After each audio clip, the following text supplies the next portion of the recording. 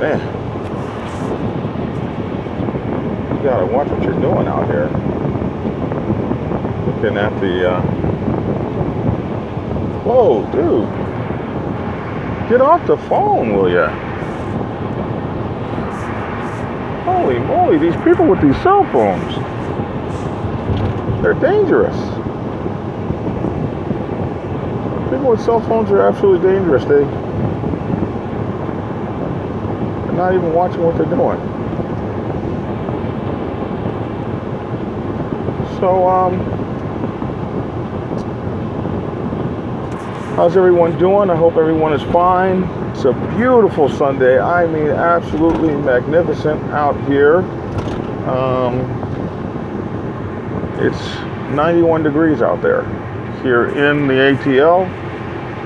Atlanta, Georgia is where I am. Somewhere north of the city of Atlanta proper, in the burbs. All of the Atlanta area is known as Metro Atlanta. And Atlanta is one of like the big landmass cities in the country in terms of like acreage. So if you don't have a car here, it sucks, because you're not going to be able to get anywhere.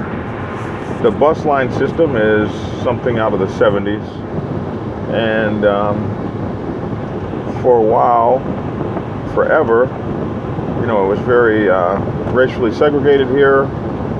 So one segment of the population moved to the north side of Atlanta, and then when they were starting to run bus lines and rail lines out here, they refused to allow the bus line to be run to the North County.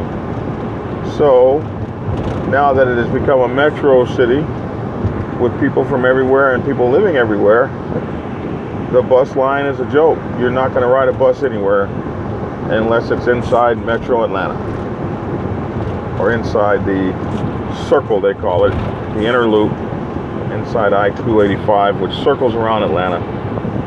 And if you're not in there, you ain't riding no buses. They have one train line that comes out up Route 400 for maybe 6 miles. So this is a city that could have been an incredibly easy city to get around, and through racial prejudice and ignorance, it really shot itself in the foot. I wonder if it'll ever get around that. But if you have a car, it's pretty good, except for traffic here is on the level of a New York or a Los Angeles or Houston. It's just absolutely incredible traffic. But unlike LA, the traffic doesn't ever really come to a stop. It slows down, but Los Angeles traffic actually stops. Ugh. So that's why I hate Los Angeles traffic. Except for in Los Angeles, you can ride the center line on your motorcycle, and that is the coolest thing in the world. For those of you who are not on the West Coast, you get to miss out on legally splitting lanes and riding through traffic legally. It is a freedom that I can't explain, because let's take for instance, so what if the traffic is bad and it's going to take 2 hours to get someplace? Not if you have a motorcycle. It's going to take you 25 to 30 minutes in Los Angeles, because while everybody's sitting still mad at each other on the cell phone, you get to ride the center line. And it's amazing. When I was young, we used to, it's kind of dangerous. When I was young, we used to stand on the seat of the motorcycle and surf the center line and hope to God nobody cut over on you. In the old days, they would get mad at you and flick a cigarette out. I had a friend, someone flicked a cigarette, it hit him in the chest and burned him. But he got off his bike and whooped that guy's, well, you guys know I'm not cursing anymore, whooped his butt. So that was really horrendous that someone would burn him. He still has that burn mark. I had a guy flick a cigarette at me. I had a lady turn on, she had a Range Rover, and she was mad. She turned on her Range Rover headlight washers.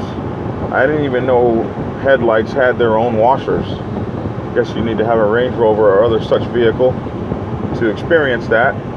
And the Range Rover headlight washers doused me with water. And it was so disrespectful.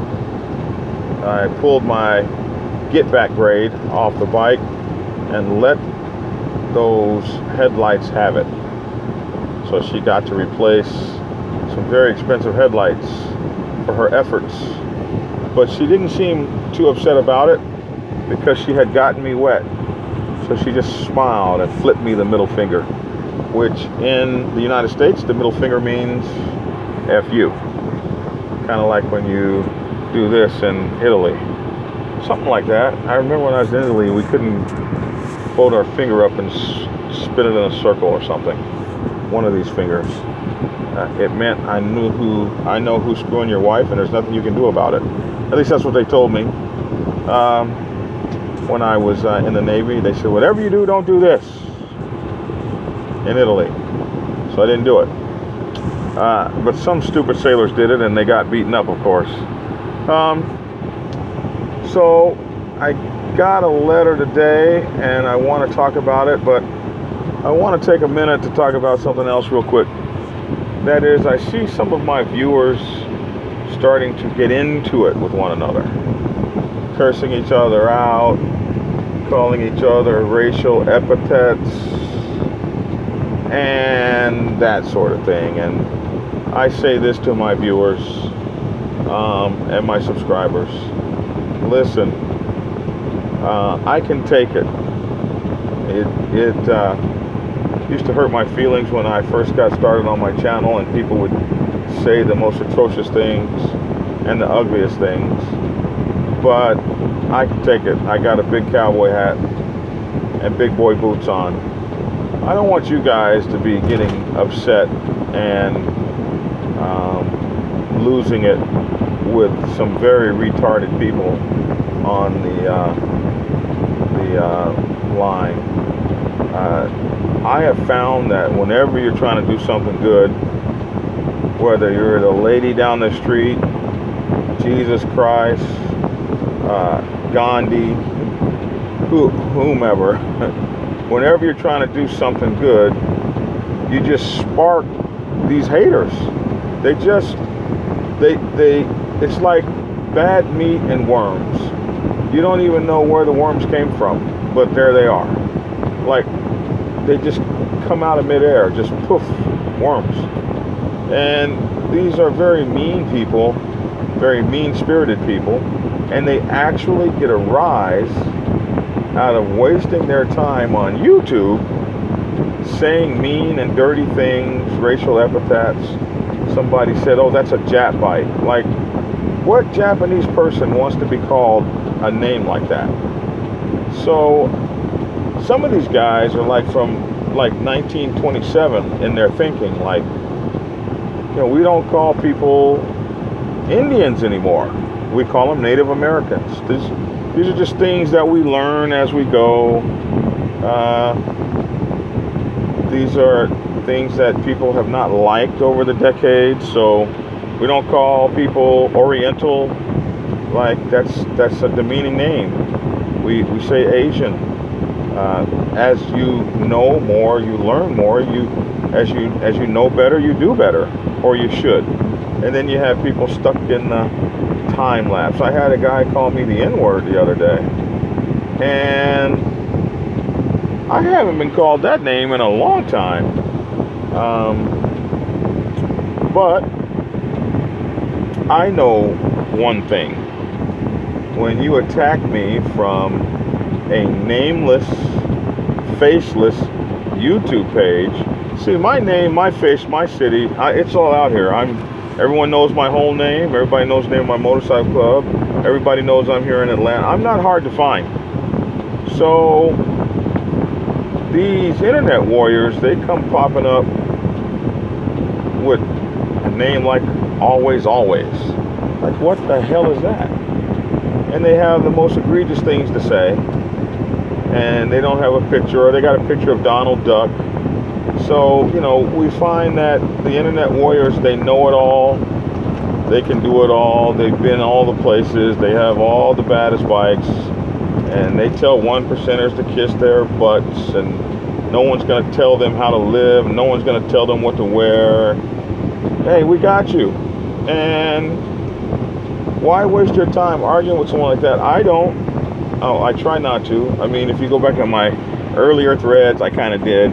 But as I started getting used to this this thing here, it's kind of, you don't ever really know how this turns out. Like this thing where people are coming up to you in grocery stores and taking selfies with you or getting your autograph or whatever. That you don't start a YouTube channel ever thinking like something like that's going to occur, because you're just a dude on a YouTube channel with a cell phone. That's all you are. You're not. You don't think you're any more than that. Other people might think you're more than that, but you don't think you're more than that. This one guy said everyone in the world can think you're famous. But the key to it is that you must never think you are. So I don't think anything special about myself other than the fact that I'm got a YouTube channel and I'm trying to tell people things from my experience. And that's the only thing I can speak from. I can't speak from other people's experiences. That's why you never try to ever hear me trying to represent another club. I get all these questions all the time. What about such and such MC? What about law enforcement MCs? What about this? What about, what about them? What do you want me to say about another MC? That's, first of all, it's against MC protocol to talk about something you don't know anything about, or someone or someplace. It's bad manners. It's poor judgment, and it just creates trouble. And I don't look for trouble. And so when some of these people from these other MCs and stuff, they want to jump at me and correct me and all that stuff, dude, start a YouTube channel. It's not hard. And then tell people what's on your mind. And I'm sure they'll listen if you have something positive to say. But that's just it. Most of them have nothing positive to say, nothing positive to give, no creativity. And so please don't waste your time arguing with those people and getting yourself mad and upset and going back and forth with them, because that's all they have to do in their day. They don't have anything positive going for themselves. And one guy told me about, what a loner he is and how he represents, he's so tough, blah, blah, blah. Well, just in the beginning paragraph, you talked about what a loner you were. So you have nothing better to do except go from video to video to video to video of mine and make as many disparaging and insulting comments as you can. Like, I would think you would have so little time for me. I'm such a small speck on your radar. You're so great and mighty and powerful. Why are you watching my videos and picking with my subscribers? Since we're on a completely different track than you are. But it happens. So I just want you guys to not pay attention to them. If you don't give them a platform, then they will fade away and go to somebody else's channel where they can get a rise out of people. That's obviously the best that they have to do for the day. And we got other things to do, like understand what's going on in the MC culture, understand what's going on in our MC clubs, understand how to live better MC lives, since those of us are we're either MC enthusiasts, motorcycle enthusiasts, we want to be in a bike club, we're in a bike club. Most of the people that watch this channel, I think, are trying to do better in this lifestyle. And it's a lifestyle because we live it every day. It's a part of our everyday experience. And most of us love this extended brotherhood wrapped around a shared passion for our love of two wheels and the brotherhood and the extended family that comes from that. And like human beings, we're going to make mistakes. Like human beings, we're going to do crappy things to one another, but there are ways by which we can make it right. And those are the things that I like to talk about. Not what kind of motorcycle I'm riding. What the hell difference does it make what kind of motorcycle I ride? Whether it is an American-made motorcycle or whatever. I happen to own like 13 motorcycles, so I got one of every damn kind, basically. Some of them work, some of them are in stages of disrepair, and some of them work just fine. Like, dude, why? What does it matter? I promise you that if I'm in the desert, I want some kind of a off-road bike, and I'm gonna love it because it's two wheels. If I'm riding long distance, then I like being on some kind of a cruiser, Harley, Victory, Goldwing. Goldwing is absolutely my favorite bike to ride cross-country on. So I'm a biker, and I like bikes of any kind. I'm not like dedicated to a brand for brand's sake. There are so many, if you knew some of the things about some of these brands that I know and how they wouldn't sell motorcycles to African Americans and things like that, you really wouldn't, some of you really wouldn't care about those brands whatsoever. I know I don't. So I'm not a brand rider. I'm just a rider. For those of you who want to get on that, oh, what kind of, oh, give me a break, it's sickening. The other thing is, don't let someone steal your courage. Be courageous in everything that you do. Sometimes courage will skip a generation. So maybe the courage is in you and you don't know it. Be courageous. Don't let these folks, what they say about you. Every day you wake up, you have a choice. You have a decision to make, and that decision is, am I going to let negative things that these people have to say about me, am I going to let that impact me? Am I going to believe that? Am I going to let that make my day?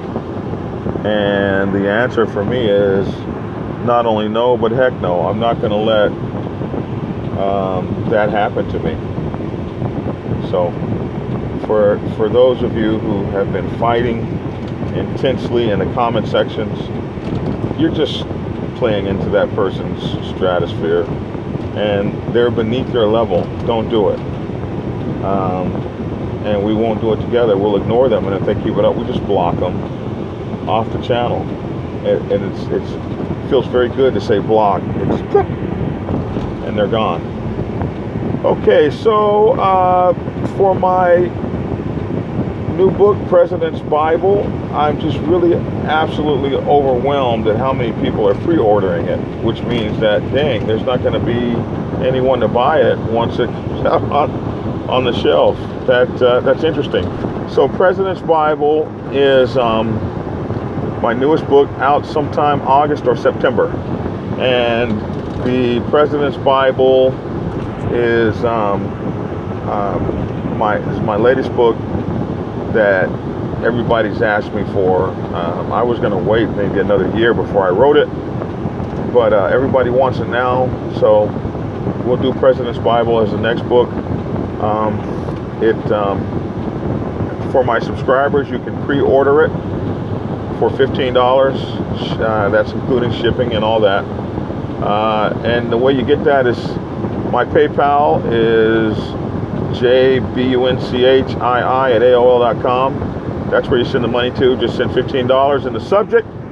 Put President's Bible and then your name and address and email address, so I can make sure that I email you and let you know when the book's coming to you. That's President's Bible, and that's the only way you can get it. It'll be $30 retail once I get it done and put it on Amazon. And my new children's book is coming along fine. It's very interesting. I'll let you know about the children's book. I've actually gotten an interesting ways in it. It's going to be illustrated by a Black Sabbath brother of mine named Strictly Business. He's the guy who did the cover for Sergeant at Arms Bible, and so if you like that cover, he's going to be drawing the entire illustrations for the children's book. And right now, there was going to be one. It looks like there's going to be two. So this is because a little kid asked me, hey, do you write children's books? And I was like, no.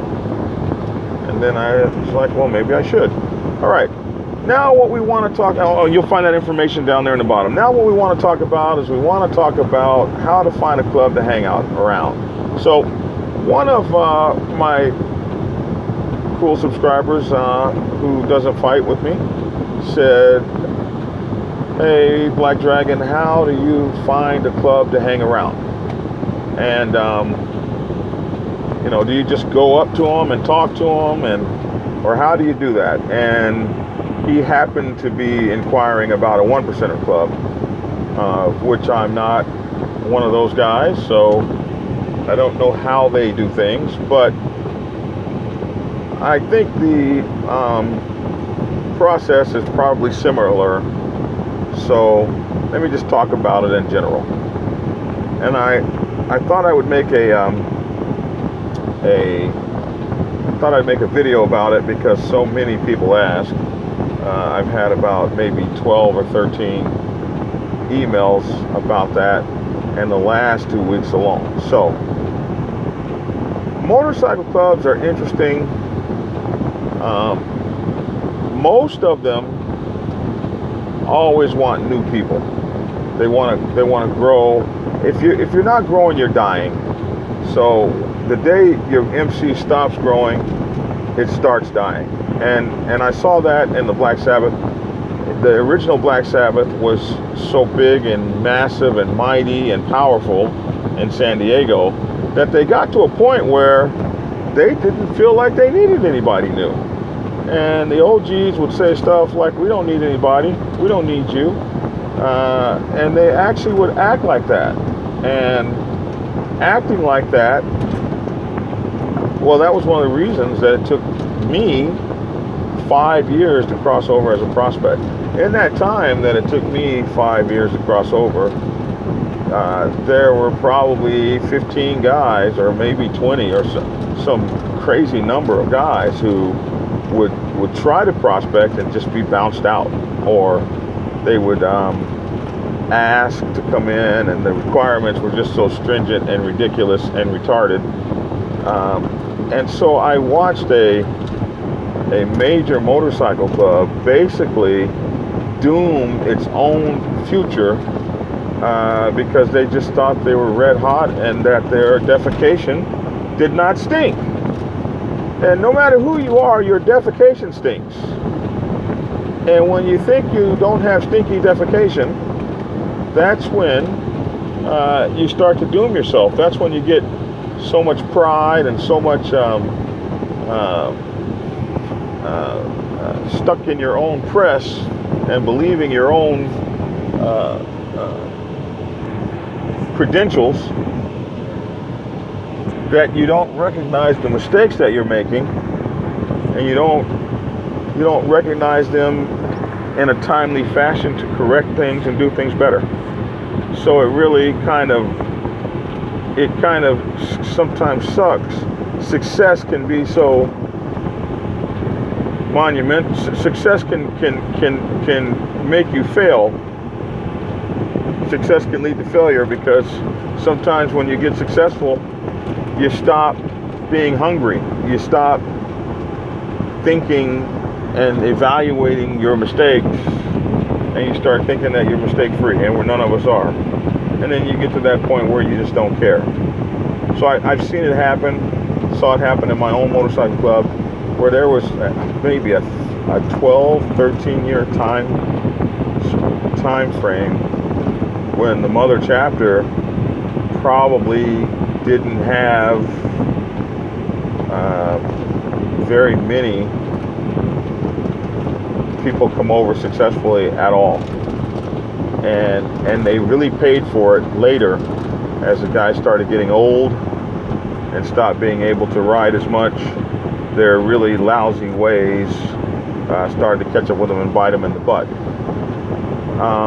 So there are motorcycle clubs like that, and when you go to hang out with them or prospect with them, and you start getting that feeling of we really could care less and we really don't need you, you might evaluate whether or not you want to spend a whole bunch of time prospecting with a whole bunch of guys that didn't get it, that don't get it, and are not concerned with the we, but rather the me. And that was kind of a little bit of what I faced prospecting. But I hung in there, and it worked out for me. But it's something you should think about. So a lot of motorcycle clubs will, they'll bring you, if you hang out on the motorcycle set, and you just hang out on the set, and you're going to the set bars and to the parties and everything, eventually motorcycle clubs will see you and they'll see how you carry yourself. And that's one way that folks will approach you and ask you if you might be interested in getting to know a little bit about their clubs. And it's always much easier to prospect when they're asking you rather than you asking them. So some guys that have familiarity with the bike set, they've been hanging out for a while, and they go riding with people and things like that. They probably have 5 or 10 or 15 offers to look around and see what they want. A lot of times, if you're in another motorcycle club and your motorcycle club breaks apart, or people can look at you and see that you were a good officer or a good fit or something like that, a lot of folks will, when they find out that you've left your MC, they come running up to you and offer you membership in their MC. And I always watch clubs that do that. And you should be wary of clubs like that too. In the old days, if we knew you had a problem with your club was probably a friend of our clubs. This was the days before there was 100 clubs in one city. And so we would say things like, you need to go back home, because we weren't really interested in destroying the MC set. Now clubs don't care. They just want members, some of these clubs. So I'm always leery of those clubs. I never will have any respect for any motorcycle club that asks me to join them and I'm a part of another motorcycle club. If you're wearing colors and someone says, you know, if you're not doing good over there, you can come hang out with us. Any club that says that any person that says that is just absolutely disrespectful to your MC and the solidarity of your MC. And I would give people like that not even the time of day, because if they're disrespectful like that, they only care about themselves, they're showing a very disrespectful and self-concerned attitude, and that's the kind of person you'll have in your motorcycle club, and that's the kind of motorcycle club you'll be in. Motorcycle clubs that have respect for you and have respect for your MC are more likely to tell you, if you're not getting along with that MC, go back and work it out, than they are to tell you, hey man, if you're not doing well over there, come with us. MC protocol is respect, and respecting the fact that all motorcycle club families have problems and issues, and the grass only looks greener over here. We've got the same issues you've got. Maybe not the exact same personalities, but certainly the exact same scenarios and the exact same issues. And so work it out with your family as best you can, and do everything you can to stay in your MC for as long as you can and for your lifetime. That's what traditional MCs want to see from you. Now, if you're brand new to the motorcycle set and you're trying to find a motorcycle club to hang around, you know anything about the set and you know anything about how to get involved, where the clubs hang out, you're a little bit intimidated, that sort of thing, it's kind of cool. There are, you know, as you have found this channel, there are motorcycle sets all over the world, and there's Facebook. You can look up, like for instance, the Georgia Association of Bikers is on Facebook, and all kinds of, the Mississippi Bike Network, these kind of things are up. So go to those places, and what you will see is a calendar of biker events and motorcycle club events. You'll see motorcycle club parties, flyers all over the place.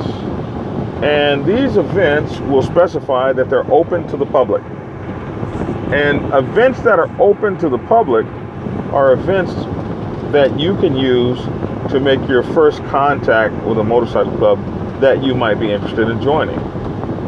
And even outlaw motorcycle clubs and 1% motorcycle clubs have open-natured events that are open to the public. And they'll say that they're open to the public. So this will be your first time that you can actually go see those people and make contact. And look at my video called Meeting and Greeting, 1%ers, I think that's what it's called. And so that way you'll know how to introduce yourself and that sort of thing. And that will be a place where you can get a look at who you want to see, kind of see how the motorcycle club operates, how the guys kind of vibe, and kind of get an idea of who the club is. And I might try to go to 2 or 3 of those kinds of events. And at some point, either they'll notice you or you'll get an opportunity to meet someone, and that's when you introduce yourself and say something like, you know, I've read up on your club. And it's really proper to read up and study up on a motorcycle club or a chapter of a club you want to join. So many of these motorcycle clubs now have Facebook pages, websites, Wikipedia pages, there's social media pages, so you can do some investigation of your own so that you can know as much about them as possible, keeping in mind that depending on the MC organization, some of the stuff you might read might be fabricated or fake news or hyped up. So learn as much of the best things you can learn about an MC that you want to join, and then you can approach a person and say, hey, I've read about you, I know a little bit about you, and I'm very curious in knowing more, and maybe hanging around a little bit to find out a little bit about who you guys are and see if maybe there's a fit that you guys might find me worthy of prospecting, and I might find that I like your flow and I want to prospect with you. So, you know, it doesn't pay to be intimidated, or, I mean, it's always can be nerve-wracking meeting new people, but get your people skills up. And bottom line is, you're searching for a brotherhood. You want to be surrounded by a group of brothers who share the same kind of passions for two-wheeling that you share, and share the same kind of love for the brotherhood that you share, that you want to have, that you want to experience. So at some point, you're going to need to look a guy straight in the eye and say, well, I like your cuts. They really look cool to me. I'd like to understand what they mean, and if that's something that I can get down with and ride with. And I like the camaraderie and the brotherhood that I think I see with you guys. I've been watching you. I've actually done some reading. I went to your website and read everything you guys had to say about your lifestyle and your culture. I know you guys started in 1952, and I'm really interested in finding out more about you. You know, this is fair. This is straight up. It's honest. And if they can't get with that, then you probably didn't want to be bothered with their asses in the first place. Excuse me for cussing. So, that's how you should go about trying to find a club to hang around.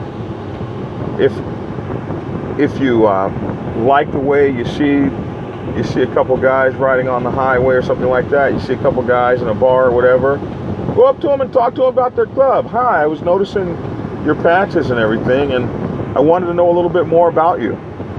And most guys are so proud of their club, they're going to talk to you. Now, they might be a little standoffish depending on the kind of club you're coming from.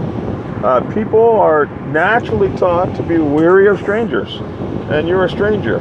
Don't expect them to throw their arms around you and call you brother and pat you on the back and tomorrow you're in. That it can happen like that, but most of the time there's going to be a little what I call handshaking period. In the computer industry, there are these protocols for one computer to talk to another, and it's called handshaking. So that's the handshaking period. Is I'm getting to know you, you're getting to know me, we're introducing ourselves. Now we're starting to vibe and find out if we can begin a conversation.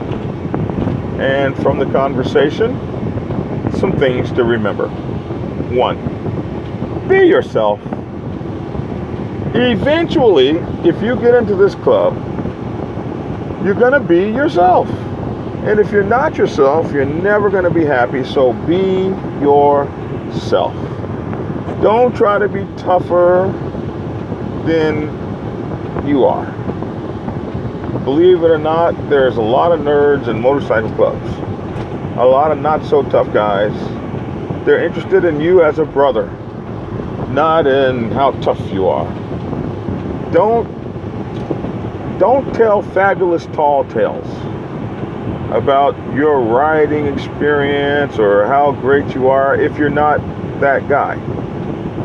Because a lot of these guys have been, places. I never forget, when I was a young man in the Navy, I was in this backwoods town in Podunk, Oklahoma, on a farm 100 miles away from anything, talking to these two old-timers, two old black dudes who looked like they had never been off that farm in their entire lives. And I was a young Navy guy, and I just got back from Italy, and I had my girlfriend who happened to be from that farm. We lived in Oklahoma City, and I was out there visiting her relatives. And I started these two old-timers started talking to me because they saw I was a young military guy, and I started bragging about my recent trip to Italy. And so after I had been bragging on it for about a good 10 or 15 minutes, the one old guy looked at the other old guy and he said, "What year was that we got back from our 17th tour in Europe?" "Oh yeah, you mean right after World War II when we fought the Battle of the Bulge?" I mean, it was crazy. And these two podunk farmers had been all over the world, had fought in all these battles, spoke all these languages. They knew about every single place I had been to. Could call out the names of the streets. And it dawned on me, dang, I'm glad I spoke the truth. Because if I had been telling a tall tale, they would have known I was a bullshitter from day one. Don't be a bullshitter. They will know you are a bullshitter, and they will be able to tell. A lot of these guys have been around the biker world. So if you start bullshitting about your biker exploits, they'll know you to be a bullshitter, and you will have just ruined any prospects that you had of joining their MC, because they'll just look at you and smile with you, and when they get away from you, they'll be like, "Man, that guy was such a bullshitter." So don't do it. Don't name drop. Name dropping is silly. It's kind of like when a guy gets pulled over by a cop and you say, "Well, my uncle's a cop." I don't care. I didn't pull your uncle over. I pulled you over. And I pulled you over for this screwed up stuff you did. And we're talking about your uncle who's a cop in Arizona. You can't be serious. So, don't do that. That's not the way to do things.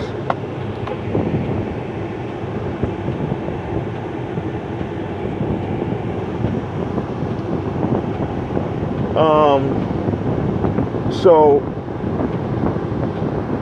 the only time you name drop is if a person says, "Oh, if you find yourself with person A, B, and C, you tell them that that Fast Joey sent you. So that's when you do something like that. But one of my friends is a cop, or one of my friends is a such and such rider, silly. Don't do it. You're not there to introduce that friend. You're there to get yourself known and recognized so that you can begin your journey into the brotherhood. So, those are my thoughts on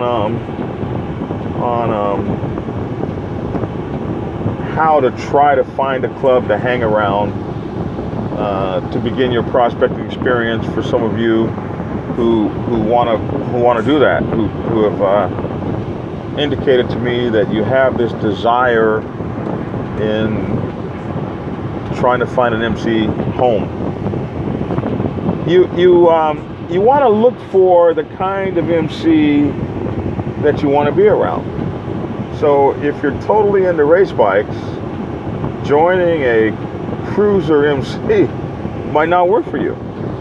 Or if you absolutely could never see yourself on a cruiser, joining or if you can absolutely never see yourself, you know what I'm trying to say, joining a race bike MC might be the bike kind of set for you. So look for the kinds of people that you're used to being around, that would kind of work for you in a brotherhood. A lot of military guys join military MCs, ex-military MCs, military support group MCs. So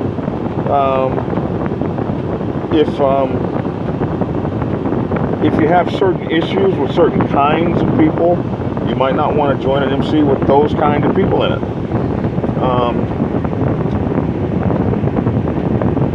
All of these MCs nowadays have social media, YouTube channels. Search that stuff out as hard as you can. Try to find the MC in a candid arena so you can see how they work, get down. Also, any MC that you're concerned with, like, you can type these words, news for Black Sabbath Motorcycle Club, for instance, and that will pull up on the internet, on Google, just all the news that may have ever been written about them. Not so many motorcycle clubs have Wikipedia pages. Wikipedia is a very difficult organization to get articles in front of it. I know a lot of people think that Wikipedia is just this thing that's so easy to get an article on, and it's all fake news. And people love to throw out that fake news term. But Wikipedia is one of the hardest places to get an article posted on, because Wikipedia almost never accepts an article about you written by you. So Wikipedia accepts third-party research. So you're not going to go up on Wikipedia and write how great your motorcycle club was, or even the day it was born, if it's not independently verifiable by a third-party news source somewhere, or book or something, reference. So that defeats a lot of people's reasons for wanting to use Wikipedia. Now, it is a community thing where if you write the Power Converter Motorcycle Club started in 1927, another guy can come in and say, no, it started in 37. Another guy can come in and say, no, it started in 1945. So then each side has to prove why they make that, and eventually they come to an agreement on what it's going to be. So that's how it exists as a place where many people can contribute to it, but you can only contribute to it if you have sources and resources. And then they got these Wikipedia trolls, these people with nothing better to do except patrol Wikipedia, and they're looking at every article. Like, some guy will be the motorcycle expert, and there's like 100 of these nerds running around, and any motorcycle club that has something on Wikipedia, one of these idiots comes and they'll erase whole sections and add sections and all kind of stuff.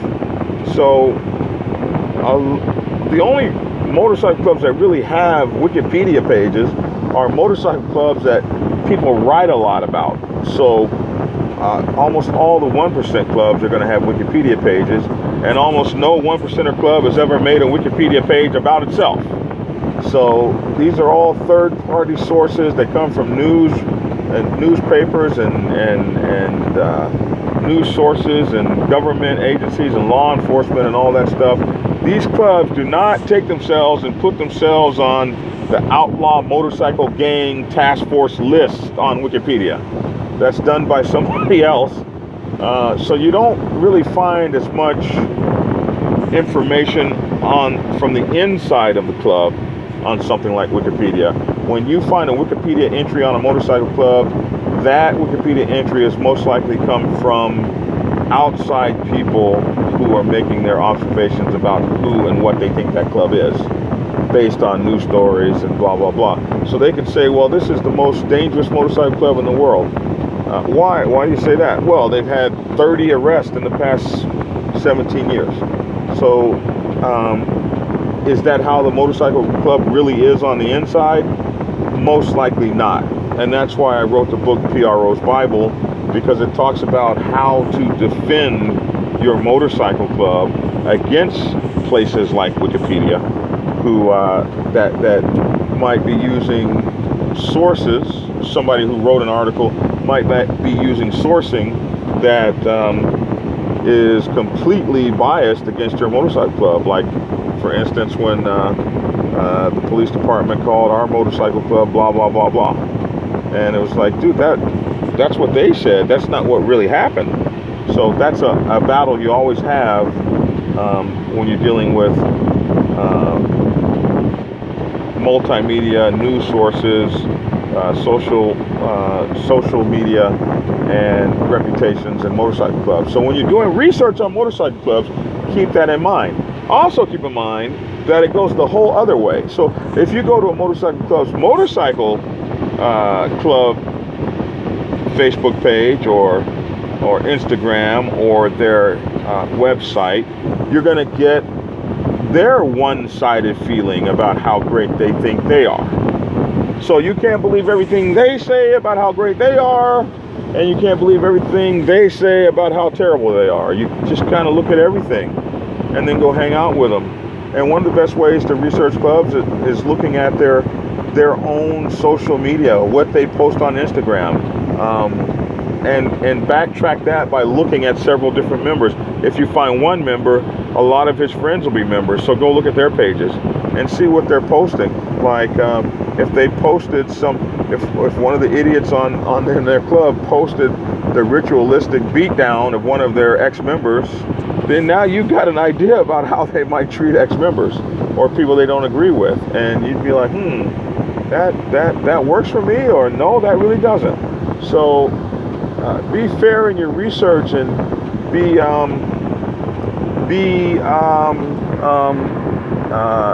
resolute and thorough. Be thorough in your research. Kind of know what you're looking for and kind of juxtaposition everything and make sure that your research is valid. Know as much as you can about a motorcycle club, and then go try to check them out. I had one guy call me up, a nephew of mine. He said he was going to go join one of these nations that I had a lot of negative things going on. And I said to him, so nephew, where you go is probably a lifetime choice. And so, have you seen some of the, I'm not going to tell you where to go, that's, you're a grown man, that's your business, but have you seen some of the things that have been written? And he said, yeah, well, one of the brothers told me not to believe that, that's fake news. And I said, well, they throw this fake news thing out a lot since Donald Trump has perfected that as a great attack point. I said, but fake news is interesting, but some of the stuff folks ain't making up.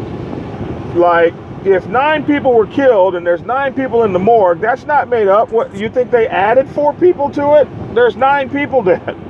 So keep it real. They may make up things, or they may be overly zealous to sell papers, but the basic tenets of a story are pretty much real, or they need to at least be investigated. If someone says these guys are known for drug trafficking, that's a pretty general story. How the hell do you justify that? But when they say we pulled 7 of their motorcycles over and we took 12 pounds of cocaine off of them, what do? Make up? Would they add 3 pounds? That's a fake news story. Well, when you're looking at the pictures of the pounds of heroin they took off the guys, like next to their bike, and the sheriff is standing up with the picture of the greatest bust since 1912, some of it could be right. So,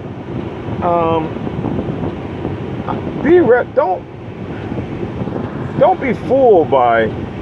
Every side has a motive, and every side has an agenda. So don't be thrown off by one side just because you want to believe the MC is a great bunch of guys. I think all MCs have a great bunch of guys, and all MCs have a few shitheads. So you got to determine whether there are more great guys than there are shitheads, and how being close to those shitheads might get shit on you. So those are my thoughts about joining an MC or finding a good MC to hang around. And then when you get in there and they let you hang around, holy moly, what should you be doing? Not running your mouth. Hang around, period, is a learning period and a service period that you should use to learn the MC and serve the MC, just like you were a prospect. But you're asking questions. You're trying to see if not, oh my goodness, am I good enough to be them? You know what you bring to the table. Hell yes, I'm good enough to be them, or I wouldn't be asking. I have a motorcycle, I got a job. That's what most MCs want you to have. A motorcycle, a license, and a job. And the spirit of brotherhood and a willingness to contribute. That's about it. So, but you're trying to find out, how do your bylaws work? How does this work? How does that work? You want to find out about them. So you got one mouth and 2 ears. So use the one mouth less than you use the 2 ears. And learn as much as you can possibly learn. Find out as much as you can possibly find out. Glean as much as you can possibly glean, so that you can make a very wise decision as to whether or not this is going to be the MC for you. Ride your motorcycle. Ride with them. See how they ride. If all you're going to do is go to the clubhouse, what kind of a motorcycle, and then don't be mad. Well, these guys never ride. You never rode with them. So this is all precursor to becoming a prospect, but this is your research phase where you're researching the MC to find out if they're even worthy. That's what the whole hang around period is about. Them finding out if you're worthy and you're finding out if they're worthy. All right. Any questions? No questions today. 54 minutes. I think that's cool. So, how to find a club to prospect for, where to look for them, how to find them, how to research them, and a little bit about what to do when you're meeting them and hanging out with them and filling them out and they're filling you out. Be yourself. Don't name drop. Don't try to be tough. Don't show off on your motorcycle and tear it up. I had some more guys pop wheelies and tear their rumps right up trying to show off. Another thing is, if you don't know how to if you don't know how to ride a motorcycle real well, let the folks know. We've had several guys that try to ride with us in the pack, and you know, we put them in the back or whatever. You know, it's easy to tell a guy, you know, I've never ridden in a pack before and I'm really kind of nervous about that. Rather than running into one of our bikes, or worse, dropping your bike. I've had guys drop their bikes 6 or 7 times, like we didn't even go a mile and he's dropped his bike 5 times already. Like, wow, he never told us that he didn't know how to ride. So we'll teach you how to ride. We'll teach you how to ride in the pack. You don't have to worry about all that. You don't have to be afraid. We're going to teach you whatever you don't know. So don't be so proud that you can't tell us. You know, we're not looking for you to be anything more than what you are. So you don't know how to ride in the pack. You don't know how to ride side by side. You're nervous about that. You don't know the hand signals. Somebody's supposed to be asking you that, of course, but we don't always. We just assume by your intensity, and we assume by your enthusiasm that you're ready to go. You might not be. So we're going to teach you how to pack ride. We're going to teach you how to ride side by side. We're going to teach you the hand signals. So be sure and let us know. I don't know how to do that. Oh, okay, yeah. We're going to put you with the road captain, and you're going to get there at a different time than we do. You're going to ride way behind the pack. We'll get you there. All right, folks. Love you all. We're just about an hour on this video. So you guys take care, get skinny, you can find my books on Amazon. Prospects Bible for Women's Motorcycle Clubs, the Sergeant at Arms Bible, the Public Relations Officer's Bible, President's Bible is being written right now. You can pre-order it, and my first 2 children's books are being written. I don't have titles for them, but I'll let you know soon. You guys be cool and get skinny. Enjoy your summer and ride them like the wheels fell off. Or like the wheels are never going to fall off, something like that.